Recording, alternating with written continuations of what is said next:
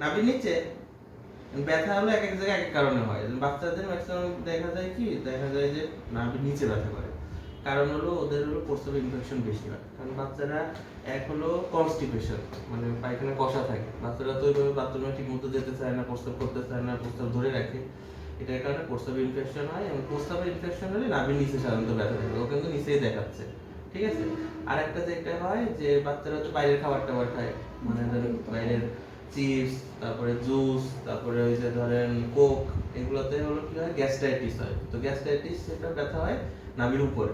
Gastritis তাকে বলে peptic ulcer, আমরা বলি যে ওই যে আলসার টাইপের যে ব্যথা, যেটা ধরেন বাইরের খাবার দাবার, তেল জাতীয় খাবার, তারপরে মশলা জাতীয় খাবার, এগুলো খেলে হয়।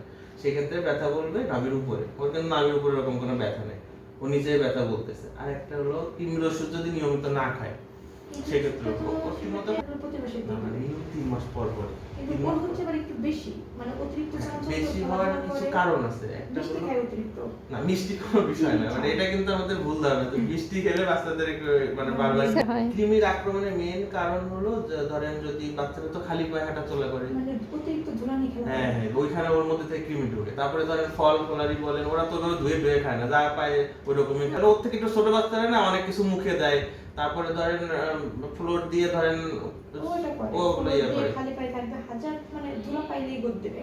আচ্ছা, আরেকটা হলো বাচ্চাদের একটু রোগ প্রতিরোধ ক্ষমতা কম থাকে, ওদেরও কৃমির আক্রমণ বেশি হয়। আরেকটা কারণ আছে, যাদের কনস্টিপেশন, পায়খানা কষা থাকে, হ্যাঁ, পায়খানা কষা থাকে, তাদেরও ওরকম কৃমির আক্রমণ বেশি হয়। কাজ করবেন ঘুমানোর সময় মলদারে ওই যে ভ্যাসলিন আছে না, ওইটা লাগাই রাখবেন। ওইটা লাগাই রাখলে হবে কি, যেসব ওই যে গুড়া কৃমি, হ্যাঁ, ওরা বাইরে আসে আর ভিতরে ঢুকতে পারবে না। রাতের বেলা সব কৃমি বাইরে চলে আসে, ওরা ভিতরে আর ঢুকতে পারবে না। আর একটা হলো কনস্টিপেশন, পায়খানা কষা হলে বাচ্চাদের পায়খানা তো ক্লিয়ার হয় না, পায়খানা জমে থাকে, জমে থেকে থেকে গ্যাস ফর্ম করে, ওটার কারণে ব্যথা হয়। আর কিছু কিছু বাচ্চা দেখবেন যে ওই যে ফ্লাংসে, মানে এই যে এই কোহে বলে বাংলায়, যেটা এই যে পাশে, হ্যাঁ, এইখানে ব্যথা হলে অনেক সময় দেখা যায় প্রস্রাবের ইনফেকশন যদি খুব বেশি মাত্রায় আসে, তখন ওই কিডনিতে ইনফেকশন হয়, পাইলোনেফ্রাইটিস বলি আমরা, বা কিডনি রিলেটেড অন্য কোনো প্রবলেম থাকলে ব্যথা করতে পারে। ওই সব জায়গায় কোনো ব্যথা নেই। তো আমরা তো হালকা করে একটু দেখি কি অবস্থা।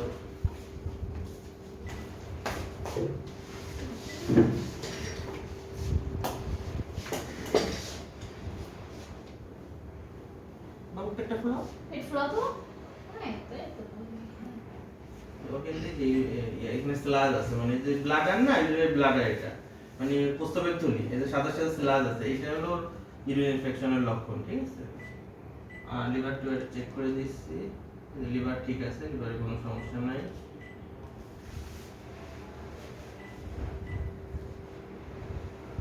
রাইট কিডনি, হ্যাঁ, এটাও ভালো আছে, এটাও কোনো সমস্যা নেই। একটু কাঁথাও, আমার দিকে কাঁথাও, এটা মোটামুটি ভালো, কিডনিতে কোনো প্রবলেম নাই, পেট মোটামুটি ক্লিয়ার।